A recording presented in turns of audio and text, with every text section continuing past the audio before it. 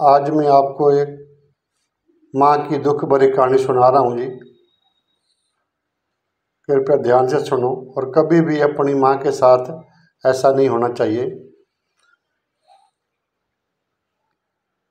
सुनो कहानी जी। मेरे पति के देहांत के बाद मैं अपने एक इकलौते बेटे के यहाँ रहती थी।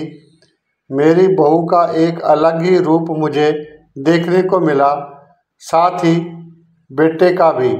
दोनों के मन में क्या है मैं अच्छे से जानती हूँ।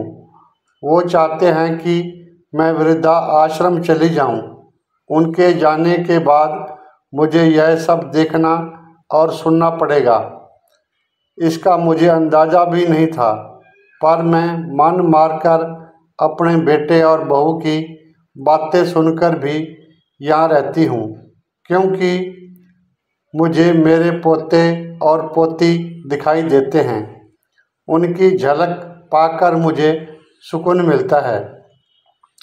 घर के बाहर एक टीन की झोपड़ी में रहती हूँ। मेरी बहू को कोई दिक्कत नहीं हो इसलिए मैं घर के बाहर रहती हूँ। बेटे ने थोड़ी मेहरबानी की है तो ऊपर टीन की चादर डलवा दी है। समय समय पर थोड़ा राशन भी दे देता है तो मैं अपना बनाकर खा लेती हूँ।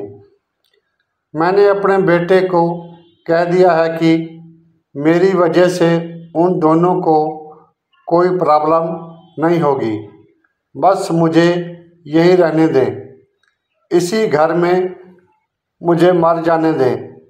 मैं बस यही चाहती हूँ।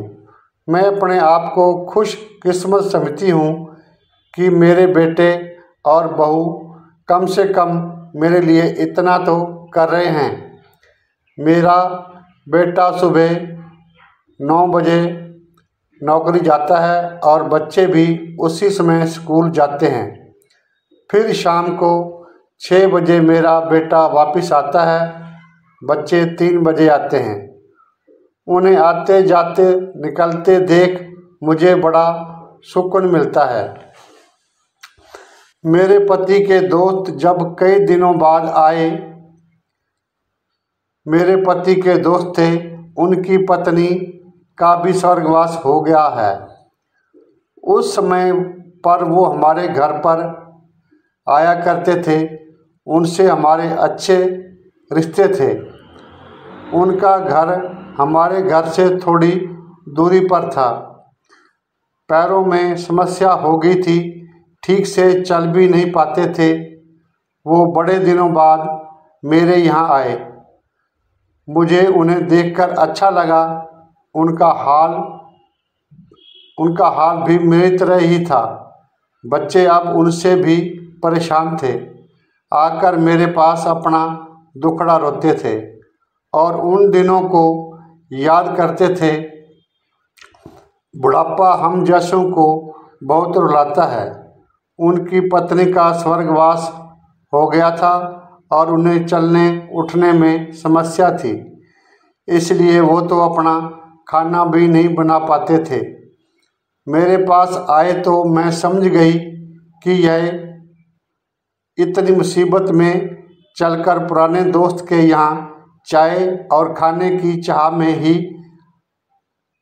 आए होंगे। उनकी भी अपनी मजबूरी थी। वो आए तो मैंने उनके लिए खाना बनाया और उन्हें खिलाया। मना कर रहे थे नहीं खाना, लेकिन मुझे पता था कि उनको भूख लगी है। बहू ने खाना नहीं दिया। मेरी बहू ने मुझे और उन्हें खाना खाते देख लिया। वो कुछ ही ना बोली। ऐसे ही वो यहाँ 2-3 बार आए। जब भी वो आते मैं उन्हें खाना खिलाती। फिर उनके जाने के बाद जब मेरा बेटा आया तो बहू कहती है कि तुम्हारी माँ कितनी बेशर्म है, पता नहीं किस किस को आजकल बुलाकर खाना खिला रही है। बड़ी मुश्किल से कमाया जाता है और यह लुटाने में लगी। इनका राशन बंद करो, कुछ दिन भूखी रहेगी तो अकल ठिकाने आएगी। मैंने कहा कि मैं अपने हिस्से का उन्हें खिलाती हूँ, तुम्हारे पिता के पुराने मित्र हैं। फिर भी बहू का उल्टा सीधा बोलना शुरू रहा।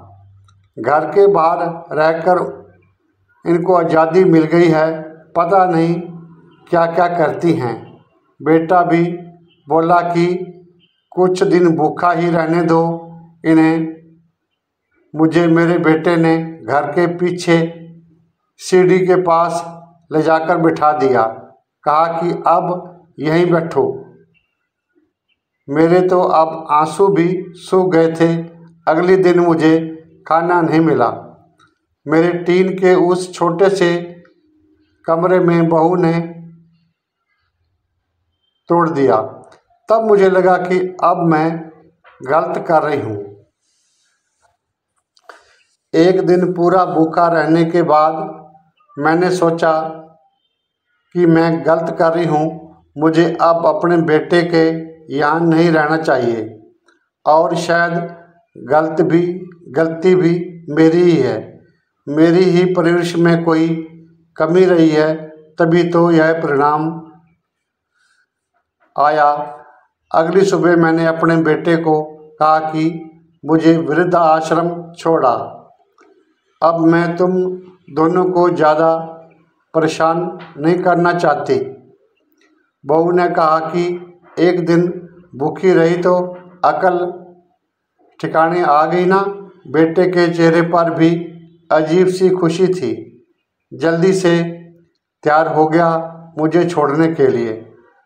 बहू कह रही थी कि आज की छुट्टी ले लो, यहीं आसपास मत छोड़ आना, कहीं 3 दिन में वापस आ जाए। मैंने अपनी बहू से कहा कि बेटी चिंता मत कर, मैं अब नहीं आऊँगी। मैंने अपने पोते पोती को गले लगाया। मुझे पता था कि अब मिलना नहीं हो पाएगा। बेटे को भी चाहती थी कि एक बार जी भर के गले लगा लूं, लेकिन वो बोला चलो जल्दी करो। मैंने बहू को कहा कि बेटी अपना ध्यान रखना। मेरा बेटा मुझे छोड़ आया। वहाँ आकर मैंने देखा कि मेरी तरह कई हैं, थोड़े दिन उदास रहते हैं, फिर सच को स्वीकार कर लेते हैं। मैं अब यहाँ खुश हूँ, कुछ काम भी करती हूँ। मैं चाहती हूँ कि ऐसा किसी के साथ ना हो, लेकिन ऐसा कब किसके साथ हो जाए कोई बता नहीं सकता। लेकिन माँ बाप को ऐसे समय के लिए भी क्या रहना चाहिए। बस बच्चों को पाल कर बड़ा कर दो, उनसे कुछ उम्मीद मत रखो। इस कहानी से आपको क्या शिक्षा मिली है, कृपया चैनल को लाइक करें, सब्सक्राइब करें और कमेंट्स में ज़रूर बताएं कि आपको ये कहानी कैसी लगी। बाकी मेरा इसमें ये सुझाव है, हमें अपने माँ बाप को जितने मरते दम तक उनकी संभाल करनी चाहिए। यदि नहीं करेंगे तो कल हमारे बच्चे जो हैं वो भी उसी तरीके से हमें तैयार होना